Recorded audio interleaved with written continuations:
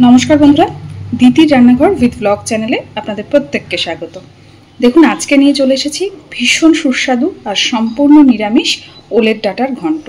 किन्तु आजकेर एई ओलेर डाटार घंटटा किन्तु आर पाँचटा रान्नार थेके एकदम अन्यरकम। आजकेर एई सम्पूर्ण निरामिष ओलेर डाटार घंटटा आमि किभाबे बानालाम चलुन देखे निই। देखुन बंधुरा आजकेर रान्नाटा करार जन्य कड़ाई बसिए कड़ाईते सर्षेर तेल गरम होते दिएछि और এই দিকে দেখুন আমি ওলের ডাটাগুলোকে এরকম ডুমো ডুমো করে কেটে ধুয়ে পরিষ্কার করে রেখেছি। আর এখানে নিয়েছি খানিকটা আলু, সেটাকে এইভাবে ডুমো ডুমো করে কেটে ধুয়ে নিয়েছি। আর নিয়েছি খানিকটা পটল, একইভাবে পটলটাকেও কেটে নিয়েছি। তো তেলটাকে খুব ভালোভাবে এবার গরম করে নেব। তেল সুন্দর গরম হয়ে গেছে। প্রথমেই ফোড়নে দিচ্ছি একটা শুকনো লঙ্কা আর দিচ্ছি খানিকটা পাঁচ ফোড়ন।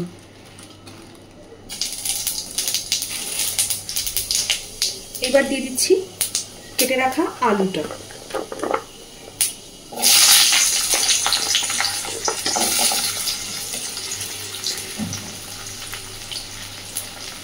সুন্দরভাবে, যেহেতু এইখানে তিনটে সবজির মধ্যে আলুটা ভাজতে সবথেকে সিদ্ধ হতে সবথেকে বেশি সময় লাগবে, তাই আগে আলুটাকে একটু ভেজে নেব। দেখুন আলুটাকে বেশ সুন্দরভাবে ভেজে নিয়েছি। এইবার দিয়ে দিচ্ছি পটলটা। যে কোনো নিরামিষ দিনে এইরকম একদম ভিন্ন স্বাদের এই ওলের ডাটাটা ভীষণ ভালো লাগে খেতে। এইভাবে একবার বাড়িতে বানিয়ে দেখবেন। তো পটলটাকেও একটু ভেজে নেব। আর এই পর্যায়েতেই আমি দিয়ে দেবো একটু লবণ।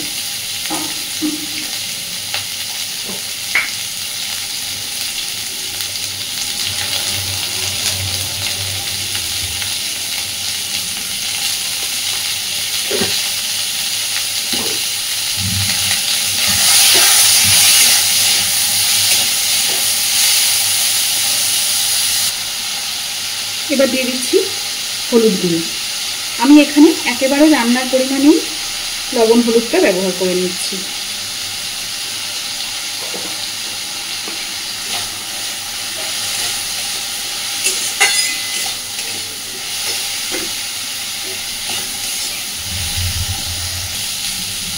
আলু আর পটলটা সুন্দর ভাজা হয়ে গেছে। এবার দিয়ে দিচ্ছি ওলের ডাটাগুলো।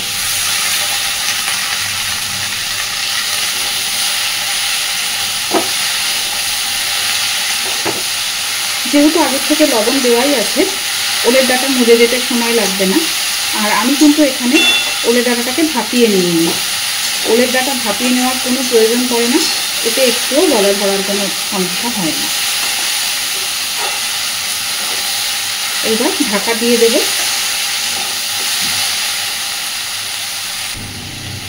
ওলের ডাটাটা কিন্তু অলরেডি অনেকটা মজে এসেছে। এই পর্যায়ে এবার আমি দিয়ে দিচ্ছি বেশ খানিকটা পরিমাণে কাঁচা লঙ্কা কুচি।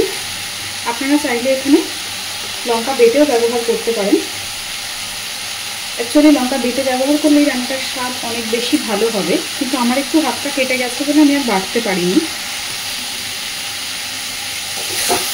খুব ভালোভাবে সব কিছুকে মিশিয়ে দেবো।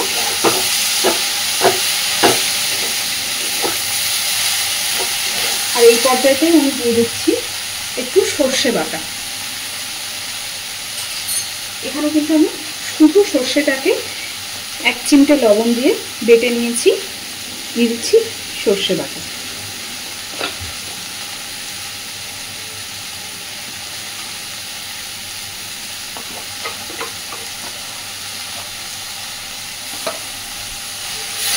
আর সর্ষে তো বেশি ভাজলে তিতো হয়ে যাবে, তাই সর্ষে বাটাটার মশলা বাটি দিয়ে দিয়ে দিচ্ছি একটু জল।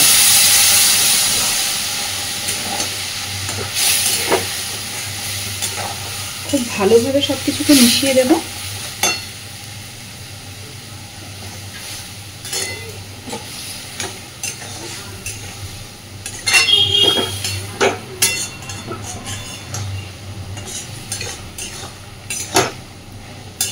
আর দিয়ে দেব আরেকটু পরিমাণে জল। দিয়ে এবারে এটাকে ঢাকা দিয়ে দেব সব কিছু সুন্দরভাবে সিদ্ধও হয়ে যাবে আর জলটাও পুরোপুরি শুকিয়ে যাবে।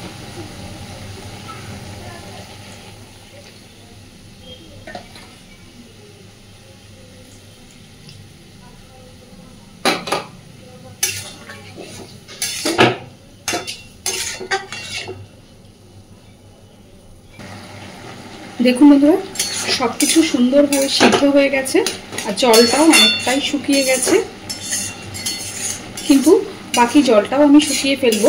আর একদম লাস্টে এখানে যে মেন ইনগ্রিডিয়েন্টস এই রান্নার সেইটা ব্যবহার করব, কিন্তু তার আগে এই জলটাকে পুরোপুরি আগে শুকনো করে নেব। দেখুন বন্ধুরা, তরকারির জলটা কিন্তু সম্পূর্ণ শুকিয়ে গেছে, এতে আর একটুও জল নেই। এইবার এই পর্যায়ে গ্যাসের ফ্লেমটা আমি অফ করে দেব আর সবার লাস্টে এর মধ্যে দিয়ে দেব বেশ খানিকটা লেবুর রস। অবশ্যই এই রান্নাটাতে লাস্টে লেবুর রসটা ব্যবহার করবেন, তবেই কিন্তু এই রান্নার অ্যাকচুয়াল ঠিকঠাক স্বাদটা আপনারা বুঝতে পারবেন। অসম্ভব সুন্দর, অসম্ভব টেস্টি আর খুব সুন্দর একটা গন্ধ বেরোয়। এখানে কিন্তু আমি গন্ধরাজ লেবু ব্যবহার করেছি, যাতে করে স্বাদটা আরও সুন্দর আসবে, গন্ধটাও খুব সুন্দর বেরোবে।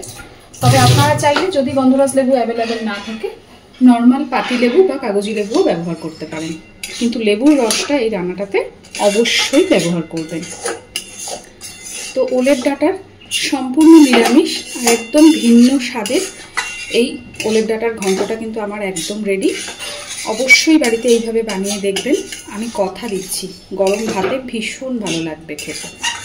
আর আজকের এই রান্নাটা যদি আপনাদের আমার ভালো লেগে থাকে, তাহলে অবশ্যই আমার চ্যানেলটাকে লাইক, শেয়ার এবং সাবস্ক্রাইব করে আমার পাশে থাকবেন।